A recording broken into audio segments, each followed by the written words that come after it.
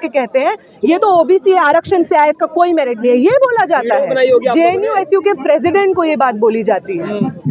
लेकिन अंजुम कश्यप जिस तरह से बिल्कुल दिखा देंगे, बिल्कुल कर देंगे। आओ देखो, क्या नाम है आपका? दिखाइए तो नाम बता दो। अपना नाम क्यों बताऊं आपको? क्यों नहीं बताओगे? प्रूफ मांग रहे हो? आजो आजो आजो आजो आपको लगा रहा है आजो आजो। इंटरव्यू हो रहा, डिस्टर्ब कर रहा है। तो डिस्टर्ब कर रहा हूं, बस लेना इंटरव्यू। मुझे डिस्टर्ब कर दिया मैंने, डिस्टर्ब कर दिया मैंने, डिस्टर्ब कर दिया। डिस्टर्ब क्यों कर रहा है? बोलूंगी कि सर आपसे पहले जो यहाँ पे तख्त नशीं थे जस्टिस गवई, उनके ऊपर जूता मारा गया था और ये बोलते हुए मारा गया था, उनकी जाति को इन्वोक करते हुए मारा गया था उनके ऊपर जूता।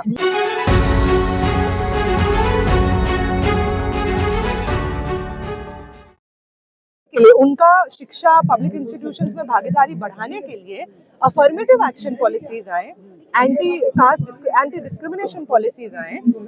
इसकी जब बात होती है तो एकता याद आ जाती है, लेकिन हॉस्टल में आप उनके साथ बैठ के खाना नहीं खाएंगे। हॉस्टल अलॉट भी आप जाति के आधार पे करेंगे। आप खाने पीने में क्लासरूम्स में उनके साथ भेदभाव करेंगे। आपको किसी का सरनेम पता चल जाए तो आप उनसे दोस्ती नहीं करेंगे। तो एकता तब आती है जब आपको एकता कहने पे फायदा होता है। बाकी हर समय हमेशा आप इस ऊंच नीच को बरकरार रखने के पक्ष में।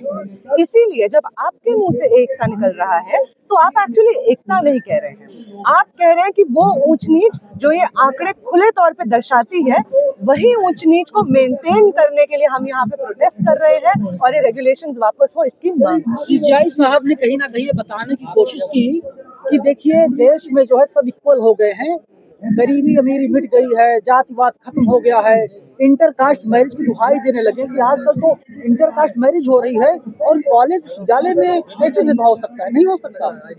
मैं इनको बोलूंगी कि सर आपसे पहले जो यहाँ पे तख्त नशीं थे जस्टिस गवई, उनके ऊपर जूता मारा गया था और ये बोलते हुए मारा गया था, उनकी जाति को इन्वोक करते हुए मारा गया था उनके ऊपर जूता।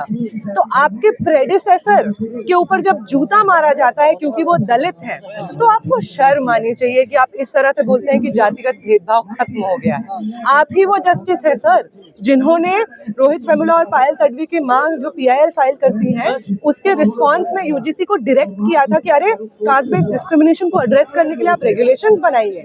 लेकिन आपको आला कमान से हुक्म आया कि अरे भाई इस पे स्टे लगा दो, तो आपने स्टे लगा दिया। तो वो, और मैं इनसे भी मतलब आपसे ये भी पूछना चाहूंगी जस्टिस से कि आपके सुप्रीम कोर्ट में कितने जजेस हैं जरा बताइए। तो अगर भेदभाव खत्म हो गया है तो सुप्रीम कोर्ट में जो जजेस का कॉन्स्टिट्यूशन है उसमें आपको दिखना चाहिए वो लोग जो हमेशा से जिनको बाहर किया गया है पब्लिक इंस्टीट्यूशन से, उन लोगों की भागीदारी तो सुप्रीम कोर्ट में दिखनी चाहिए। फिर ऐसा क्यों होता है कि सुप्रीम कोर्ट 2018 का जो डेटा है उसमें 33 में से 28 जो जजेस होते हैं वो ना मुसलमान होते हैं, ना क्रिश्चियन होते हैं, ना SC होते हैं, ना ST होते हैं, ना OBC होते हैं? ऐसा क्यों होता है? निशिकांत दुबे का बयान आता है, वे कहते हैं कि हमने जो कहा था वही हुआ, सुप्रीम कोर्ट ने वही किया। इसके क्या मायने निकाले जाए? इसका यही मायने निकाले जाए कि वो जुडिशियल सिस्टम को ये नहीं, इस तरह से नहीं देखते हैं कि जुडिशियल सिस्टम और सुप्रीम कोर्ट हर किसी के फंडामेंटल अधिकारों और कॉन्स्टिट्यूशनल राइट्स को सेफगार्ड करने के लिए बना है। ये तो सिंपल सी ये बात है। इनफैक्ट वो तो बेइज्जती कर रहे हैं सुप्रीम कोर्ट की। वो तो कह रहे हैं कि तो हमारी कठपुतली है, हम जो कहेंगे सुप्रीम कोर्ट वही करेगा। सुप्रीम कोर्ट गुलाम है, आप कहना चाहते हैं सुप्रीम कोर्ट गुलाम है भारतीय जनता पार्टी का? मैं नहीं कहना चाहती हूँ ऐसे। वहाँ पे जो सुप्रीम कोर्ट में जजेस बैठे हुए हैं वो चीख के यही बात कहते हैं कि हम जिस चीज से भाजपा को फायदा हो रहा है हम उसी के हित में गाइडलाइंस लेकर के आएंगे। पिछले इतने लंबे समय से तमाम चीजों पे, लेबर कोड्स पे, NEP पे, सड़कों पे इतने भारी मात्रा में प्रदर्शन एक के बाद हुए हैं। पिछले ही सेशन में, पार्लियामेंट के सेशन में जो बिल्स लेकर आए हैं वो लोग, BBSA जैसे बिल्स, जी राम जी जैसे बिल्स, उनके खिलाफ इतने भारी मात्रा में प्रदर्शन हुए हैं। आपने उसमें कॉग्निजेंस क्यों नहीं लिया? उसमें आपको सड़कों का, आपको क्यों, जब सड़कों में इस तरह से प्रोटेस्ट चल रहा था, आपको तब उसका भार क्यों नहीं महसूस हुआ? आपको तब क्यों नहीं महसूस हुआ कि जनता कुछ बोल रही है, शायद सुप्रीम कोर्ट को सुनना चाहिए? वो इसलिए क्योंकि आप उन्हीं चीजों पे कॉग्निजेंस लेते हैं। सुप्रीम कोर्ट को सड़कों की वही आवाजें सुनाई देती हैं जो बीजेपी के हेडक्वार्टर से डिक्टेट की जाती है। आप लोग हल्के फुल्के नारे लगाते हो, जेएनयू में, डीयू में मुकदमा दर्ज हो जाता है, रजिस्ट्रिंग हो जाती है, लेकिन खुलेआम उत्तर प्रदेश की सड़कों पर नारे लगाए जाते हैं, योगी तेरी कब्र खुदेगी पर। न्यू मुर्दाबाद ये सब नारे लगाते हैं। मुर्दाबाद का भी यही मतलब होता है जो कब्र खुदेगी की होता है। तो आप लोग जब आपका मन करता है मीडिया के गैंग के आपका जो गोदी मीडिया है उसकी मदद से आप जब आपको मन करता है आप जेएनयू को इस पूरे देश का दोषी बना देते हैं। जब आपको मन करता है तो वही सेम नारे जब यूपी के नारों में सड़कों पे लगते हैं, वही नारों के समर्थन में आप सुप्रीम कोर्ट से स्टे लगा देते हैं। कौन सा नारा है? आप लोग कहते हैं जो अम्बेडकर फूले अम्बेडकर का कुछ नारा है, टीवी में लगातार उसे चलाया जा रहा है और उत्तर प्रदेश वाले नारे का कहीं कोई जिक्र नहीं है। हाँ, हम बिल्कुल ये कहते हैं। हम कहते हैं जातिवाद की छाती पर बिरसा फूले अम्बेडकर। और कुछ है? और ये हम बिल्कुल कहेंगे कि जातिवाद, ब्राह्मणवाद, सामंतवाद, इन तमाम चीज़ों की छाती पे बिरसा फूले और अम्बेडकर की जो लेगेसी है, जो हमें बार बार ये सिखाती है कि अगर आपके सामने पूरा इंस्टीट्यूशन इस तरह से हो जो जाति को अपहोल्ड करता हो, तब भी आपको लड़ते रहना आप चाहिए। लोग कई दिन से लगातार आंदोलन कर रहे हैं, चीख रहे हैं, चिल्ला रहे हैं, कोई सुनने के लिए तैयार नहीं है। वे लोग आंदोलन करते हैं, 24 से 48 घंटे के अंदर मामला सुप्रीम कोर्ट आता है, सीजेआई साहब बैठ जाते हैं और दूसरे सवर्ण जज बैठ जाते हैं और वे लोग फैसला दे देते हैं। हाँ, मतलब ये तो ऐसी बात हो गई ना कि घर की बात है। हम अच्छा तुम कुछ कर रहे हो, हाँ ठीक है हम कर देते हैं। हम पिछले 6 सालों से प्रोटेस्ट कर रहे हैं कि पॉलिटिकल प्रिजनर्स जो इक्वल सिटीजनशिप डिमांड कर रहे थे उनको रिलीज किया जाए, उस पर कोई कॉग्निजेंस नहीं लिया। हम 2020 से प्रोटेस्ट कर रहे हैं कि national education policy, new education policy जो आई है वो स्टूडेंट्स के लिए बहुत घातक साबित हो रही है, उसको वापस किया जाए। हम इतने लंबे समय से पिछले 1-2 महीने से प्रोटेस्ट कर रहे हैं कि जो जी राम जी बिल आया है मनरेगा को हटा करके वो वापस हो। हम पिछले साल से प्रोटेस्ट कर रहे हैं, 1 साल होने वाला है, हम कह रहे हैं कि लेबर कोड जो आप लाए हैं उनको वापस किया जाए। ये आवाज़ें आपको क्यों नहीं सुनाई देती हैं? आप लोग टुकड़ा गैंग का मेंबर बताया जा रहा है, जो पढ़ने वाले छात्र हैं वे लोग JNU, Jamia, DU, AU, MU में हैं। आप लोग सड़कों पर आकर के बेवजह गला फाड़ रहे हो, फंडिंग उन्नी कुछ चक्कर है क्या? क्योंकि ऐसी चर्चाएं चल रही हैं। अगर हमारी फंडिंग होती तो फंडिंग आज के समय में कोई नहीं करता है, सिर्फ आरएसएस ही करता है। और उनकी जो फंडिंग करता है उनके रिस्पॉन्स में लोग सड़क पे उतरे हुए थे। जो 2 दिन का प्रोटेस्ट हुआ है यूजीसी गाइडलाइंस वापस करने के लिए, आप सुन लीजिए, वहाँ पे जो लोग मौजूद थे उनका इंटरव्यू सुन लीजिए। उनको पता भी नहीं है गाइडलाइंस में क्या लिखा हुआ है, कुछ भी कह रहे हैं वो कि गाइडलाइंस में ये लिखा है, फलाना लिखा है, ढिमकाना लिखा है। भाई पढ़ तो लो। जिसने तुम्हें 500 रुपया दिया है प्रोटेस्ट पे बैठने का, उससे ये तो पूछ लो कि किस लिए प्रोटेस्ट करना है। आपके प्रोटेस्ट में लोग जूता फेंक के मार रहे हैं, उनसे पूछा जा रहा है क्या हुआ तो एसआरसीसी की एक मनगढ़ंत कहानी बता दे रहे हैं, जो कि फिर एसआरसीसी के तरफ से एक ऑफिशियल स्टेटमेंट जारी होता है कि ये तो झूठ बोला जा रहा है। तो आपका पूरा प्रोटेस्ट एक झूठ पे बना हुआ है। लल्लन टॉप एक पत्रकार, ब्राह्मण पत्रकार बोलकर समर्थन करता है। हाँ जी, ऐसा हुआ है, सबका नंबर है, बिल्कुल हुआ होगा।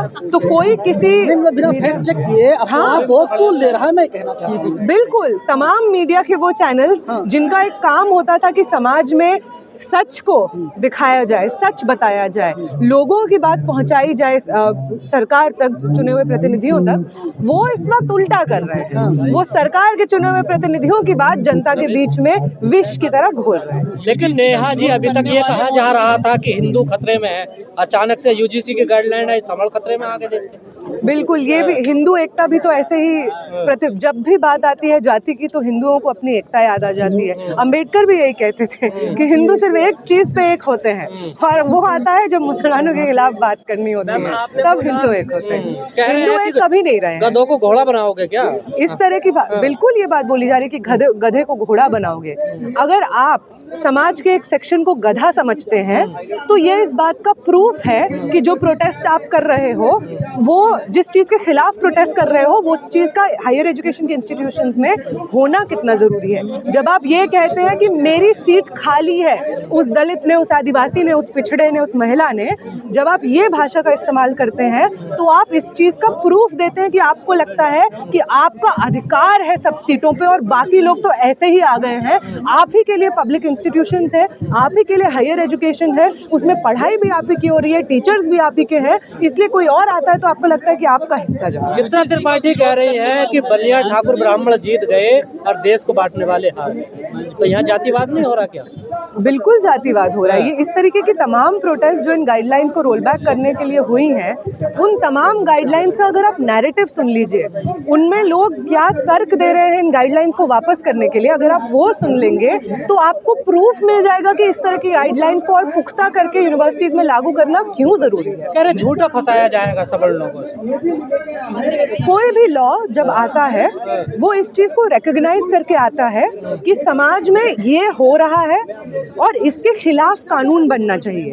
अगर इसके खिलाफ कानून बनेगा, लॉ बनाया ही तब जाता है जब कोई एक पर्टिकुलर एस्पेक्ट इतना ज़्यादा हार्मफुल हो जाए, एक इंसान के पर्सनल प्राइवेट लिबर्टीज़ और कॉन्स्टिट्यूशनल राइट्स के खिलाफ हो जाए एक पर्टिकुलर एस्पेक्ट, तभी उसको लॉ बनाया जाता है। तो जो आप तर्क दे रहे हैं मिसयूज़ का, वो और कुछ तर्क नहीं है। लॉ का मिसयूज़ का ये जो एंजाइटी है, आपको क्यों ये एंजाइटी नहीं लगती है कि चोरी के इल्ज़ाम में, मर्डर के इल्ज़ाम में हमेशा से गरीब लोगों को फंसाया जाता है? आपको ये एंजाइटी तब क्यों नहीं होती है?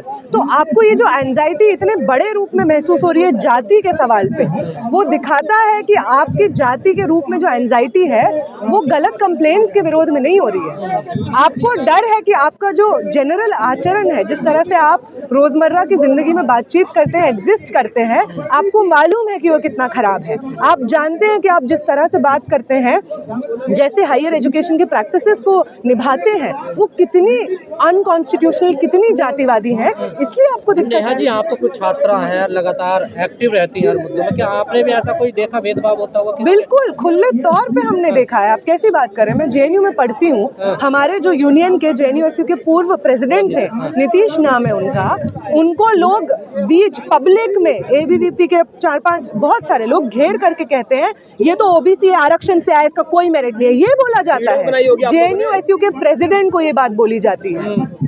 लेकिन अंजुम कश्यप, चित्रा त्रिपाठी बिल्कुल दिखा देंगे, बिल्कुल कर देंगे। आओ देखो, क्या नाम है आपका? नाम बताओ दो। नाम क्यों बताऊं आपको? क्यों नहीं बताओगे? प्रूफ मांग रहे हो?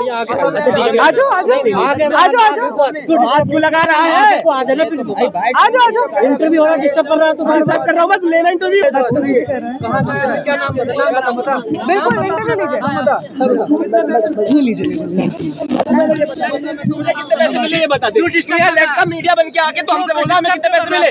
तू बता तुझे कितने पैसे मिले? क्यों डिस्टर्ब कर रहा है बार-बार? तुझे डिस्टर्ब कर दिया मैंने? डिस्टर्ब कर दिया मैंने? डिस्टर्ब कर दिया? डिस्टर्ब क्यों कर रहा है? यहाँ आवाज आ जाएगी ना? अरे डिस्टर्ब आवाज आ जाएगी ना? डिस्टर्ब क्यों कर रहा है? मैं तुझे कुछ कहा? डिस्टर्ब क्यों कर रहा है? मुझे कुछ कहा? मैं क्या कहना तुम्हें, कहो तुम्हें क्या कहना? पूछा मैं तुझे कुछ कहा?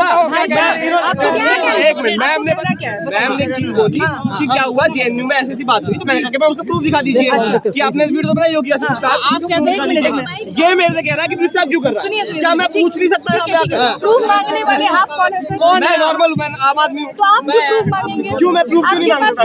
मैं प्रूफ क्यों नहीं मांग सकता? आपके पास कितने सारे आंकड़े हैं जो सुप्रीम कोर्ट के सामने रखे गए हैं जहाँ डिस्क्रिमिनेशन होता है यूनिवर्सिटीज में? और आप मुझे अभी आपने कहा कि मैं सबूत क्यों मांग सकता हूँ, है ना? एक बात बताइए, मैं सबूत क्यों नहीं मांग सकता? आप लोग यहाँ मीडिया खड़े हो गए, आप लोग वेबसाइट, मैं सबूत क्यों नहीं मांग सकता हूँ? मैं बस इतना बोलना चाहता हूँ, एक सिंपल चीज है, सही से कि मुझे सबूत दिखा दो कि आपने अगर आपने सही से आपने वीडियो बनाई होगी, उन्होंने कहा मैंने वीडियो बनाई है, वो मुझे वीडियो दिखानी है, ये मेरे पे चल रहा है कि तू डिस्टर्ब क्यों कर रहा है? भाई तुझे ये मेरे से पूछा मैंने कितने पैसे लिए, मतलब तू तो पैसे लेके आता होगा, इसलिए लग रहा है पैसे लेके आता है। आप विरोध में या समर्थन में आए? मुझे बात नहीं करनी है, मैं जस्ट अपने क्वेश्चन पूछ रहा था, ये मेरी तरफ कैमरा करके मुझे डरा रहा है। ये आप किसके विरोध में आए? मैं विरोध में किसी के नहीं आया हूँ, मैं किसी के विरोध में नहीं आया